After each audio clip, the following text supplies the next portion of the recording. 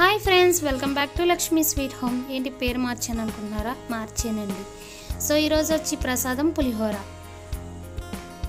ఈ పులిహోరని ఎంతో కమ్మగా, తినే కొద్ది తినాలనిపించేలా చాలా టేస్టీగా ఉంటుందండి.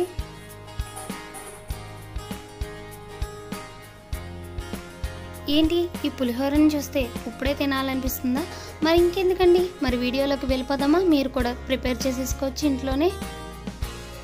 పచ్చిమిర్చి, ఆవాలు, ఎండుమిర్చి, చింతపండు, వేరుశనగుళ్ళు, పచ్చిశనగపప్పు.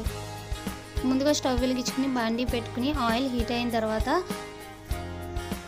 వేరుశనగుళ్ళు బాగా వేపించుకోవాలండి.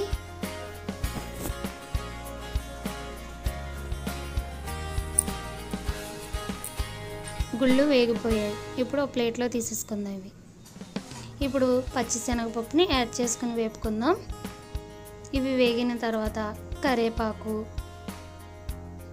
పచ్చిమిర్చి, ఎండుమిర్చి యాడ్ చేసుకోవాలండి.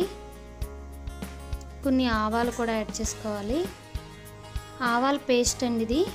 ఎప్పుడూ చెప్తాను కదా, ఆవాల పేస్ట్ వేయడం వల్ల చాలా టేస్ట్ వస్తుందని పులిహోరకి.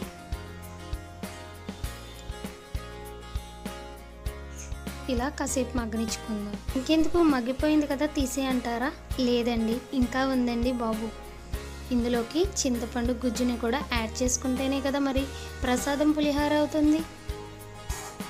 సో చింతపండు గుజ్జుని కూడా యాడ్ చేసేసుకుందాం. ఇప్పుడు పసుపు కూడా యాడ్ చేసుకుందాం. ఇదంతా కాసేపు మగ్గాలండి, దగ్గర పడేలాగా. ఇందులోకి మరి టేస్ట్కి తగ్గ సాల్ట్ కూడా యాడ్ చేసుకోవాలి కదా. సో యాడ్ చేసేసుకున్నాం. ఈ ఇంగ్రీడియంట్స్ అన్నీ బాగా మగ్గాలండి. చూసారు కదా, మగ్గిపోయింది. ఇప్పుడు స్టవ్ ఆఫ్ చేసేసుకోవడమే. ఆయిల్ పైకి వచ్చేదాకా మగ్గనిచ్చుకోవడమే. ఇది నెలల వరకు నిల్వ ఉంటుంది ఫ్రిడ్జ్లో పెట్టేసుకుంటే.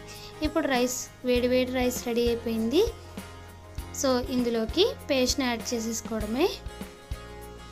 అంతే, కలిపేసుకుంటే చాలా ఈజీగా ప్రసాదం పులిహోర రెడీ అయిపోతుంది. చూసారు కదా, వేరుశనగ గుళ్ళు కూడా యాడ్ చేసేసాను నేను. అంతే, ఎంతో సింపుల్గా ప్రసాదం పులిహోర రెడీ అయిపోయింది. మీకు నచ్చిందా? మరి ఇంకెందుకు ఆలస్యం, లైక్ చేయండి, షేర్ చేయండి, కామెంట్ పెట్టండి.